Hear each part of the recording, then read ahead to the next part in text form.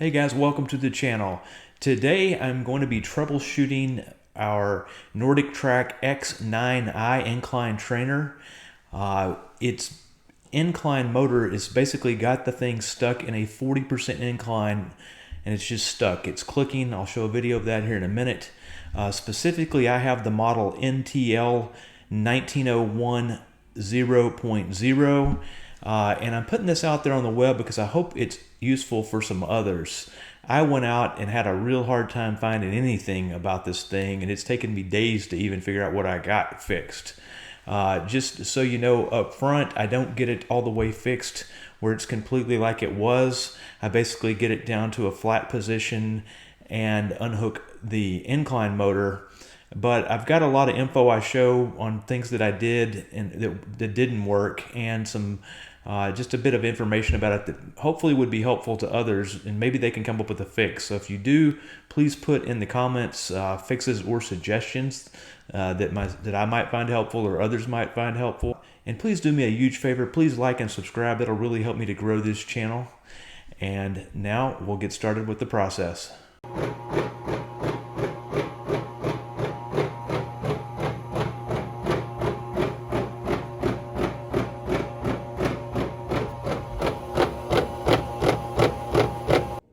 Well, I've got some slight progress. I figured out how to stop it from making the clicking noise. So you basically pull this red key. So if I start the calibration mode, it's going to do the clicking again. And I just pull that. It was stuck in that mode. And so far, that's all I've been able to figure out. All right, I've got a possibility of some more progress now. I figured out if you go in here and put it into the manual workout mode, and you start it, it's kind of slow. This is kind of annoying. I don't know why it takes so long to start up. Here's the treadmill. You can see it started just a bit now. But anyway, once it kind of snaps out of this mode right here, you can put it in a 40% incline,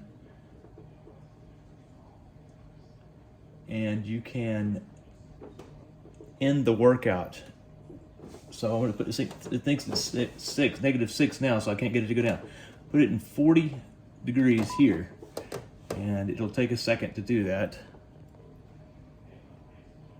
There you go. So you can see 40% did it. If I put it in 0 now, it won't do anything other than just say 0. But if I put it in 40 now, and I end the workout by pulling the key, it's going to ask me if I want to end. I'll actually plug this back in, and I'll end the workout. All right, and then we will go back and we'll start another one.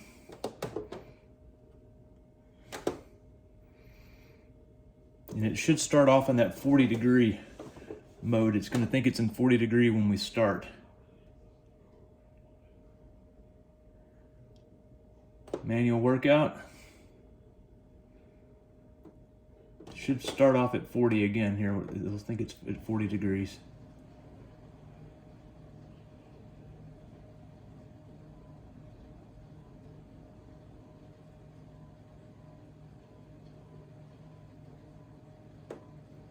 Sorry, it takes forever. All right, you can see it's at 40 there. I'm gonna put it in 0 now. Hopefully, I don't think that clicked. There, I heard a beep, I think. Oh, that didn't work this time. That has been working. I am not sure. Anyway, that's where I'm at with it now. I'll try that sequence a few more times and see if I can get that to work. All right, I got it going back down to 0 now, so a little bit of progress here by stopping it in that 40% mode and then pushing 0. It'll go back to 0. I'm thinking it's probably a incline sensor. I think it doesn't know what position it's in. It won't stop at the 0. See, it's going to do this at the 0 side, and I'm going to stop it by pulling this key, maybe. I guess I'm going to have to power it off. It does that on either end of the range. I could probably get it to go back to 0 by doing another manual workout and telling it to go up to 0. But anyway, that's where I'm at now. All right, the next step that I have done is that I've removed the black plastic cover from there, and it had several screws. Use the screwdriver, and then I have unplugged it, and I unplugged this plug right here. As read on the line that if you leave it unplugged for like 5 hours, it might fix it. Don't really think that's gonna fix it, but I'm gonna leave it unplugged overnight. The next step I've got some jack stands. Got the treadmill incline here, and I'm going to try and pop that cover off, which the screws are down here on the bottom side of it, which it's hard to see. But anyway, so I'm gonna lift it up and try to see what I can find in there. All right, I don't know what else to do, but it's time for some exploratory surgery. We're underneath the treadmill. I have it up on some jack stands on this end. It's on the floor, but it's on a rubber mat, so the back end can't really go anywhere. And I am going to attempt to remove this motor cover. This is the motor that makes it go up and down. It's stuck at the up position. I could get it to go down, but it'll stay at the top or bottom. So I'm gonna remove these screws, take this cover off, and see if I can find the sensor. I think it might be the incline sensor. So we'll see what we can find out here. All right, here's what it looks like with the motor cover removed. From what I can tell, I think this is the sensor.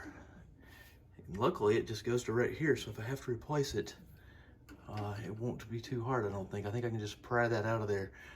It doesn't look exactly like the other sensors I've seen online, but it looks similar. So I think the next step, nothing looks wrong with the connection here. Just check that, it was seated pretty good. Don't think that was an issue. So I'll just maybe pull it out, see if there's anything obviously wrong with it.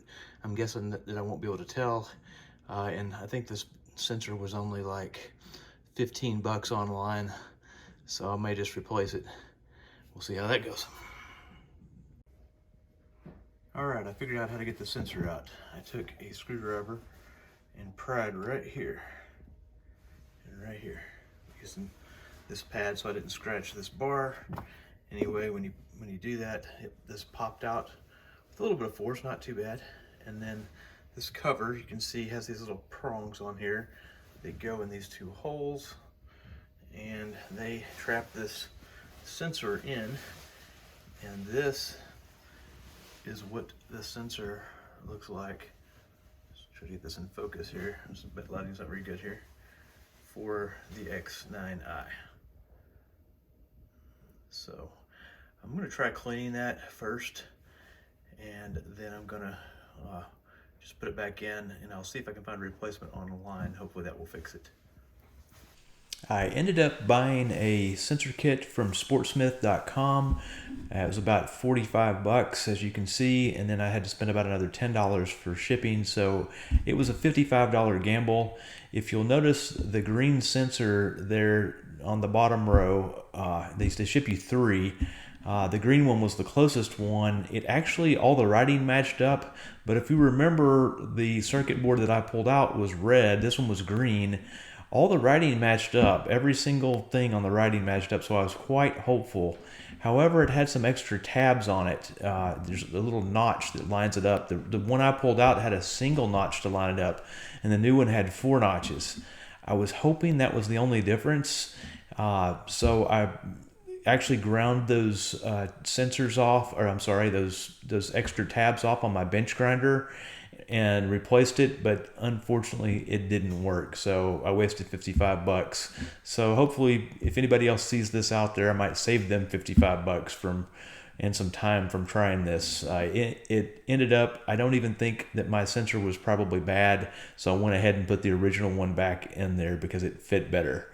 Obviously I modified this, so now I can't even return it, but you know, that's the way it goes. It was a $55 gamble, and it would have been nice if it had worked, but there we are.